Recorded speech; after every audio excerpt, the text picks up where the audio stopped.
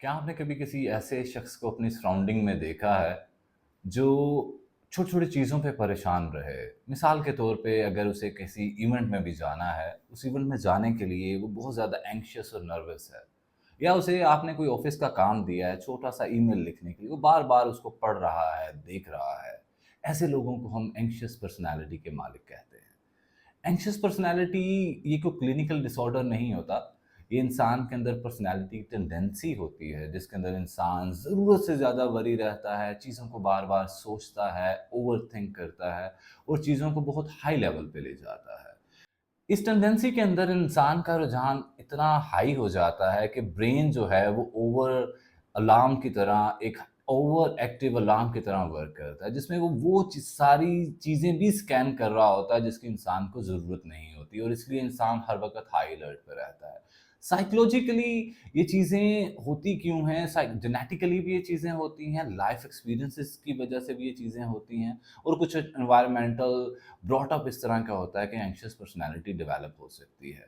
हमारे पुराने ज़माने के लोग जो थे इसको एज़ अ सर्वाइवल थ्रेट के तौर पे यूज़ करते थे। मगर आजकल के दौर में मॉडर्न रिसर्च के हिसाब से एंग्शियस पर्सनैलिटी एक छोटे से खौफ को भी बहुत बड़ा बना देती है। छोटी-सी भी प्रॉब्लम को बहुत बड़ा बना देती है।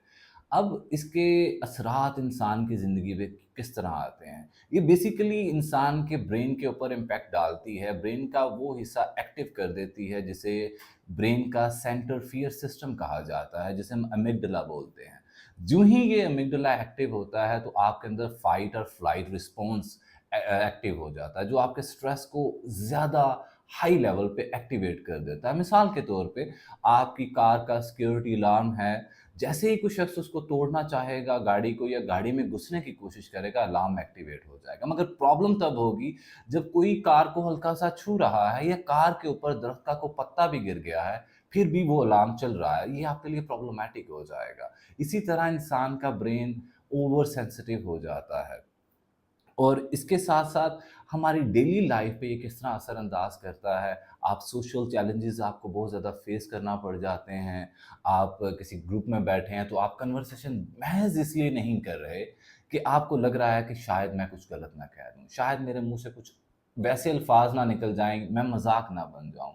इसके साथ-साथ फिज़िकली भी ये चीज़ें आपकी बॉडी के ऊपर इम्पैक्ट होना शुरू हो जाती हैं, मगर ओवर स्ट्रेस होने की वजह से शोल्डर, चेस्ट पे दबाव रहना, एनर्जी सारी आपकी ड्रेन रहती है, वेस्ट रहती है, आप थका-थका सा महसूस करते हैं। इसके साथ-साथ डिसीजन मेकिंग के अंदर ये चीज़ बड़ी प्रॉब्लम क्रिएट करती है। आप हमेशा सेकंड गेसेस में रहते हैं, क्या करना है, क्या नहीं करना, अच्छा मैं ऐसा कर लेता हूँ, अच्छा मैं यूँ कर लेता हूँ। इसके साथ-साथ इंसान नए सीखना बंद कर देता है, रिस्क से अवॉइड करता रहता है, महज़ इसलिए कि उसे खौफ होता है कहीं वो नाकाम ना हो जाए, कहीं लोग उसको जज ना कर पाएँ।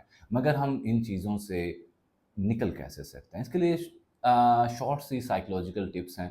सबसे पहले अपने नेगेटिव थॉट्स को चेक कीजिए क्योंकि ऐसे लोग इतने एंग्ज़ियस होते हैं कि जब वो किसी को मैसेज भेजते हैं तो जब रिप्लाई नहीं आता तो अज़्यूम कर लेते हैं कि शायद जिसको मैसेज भेजा गया है वो मुझसे नाराज़ है।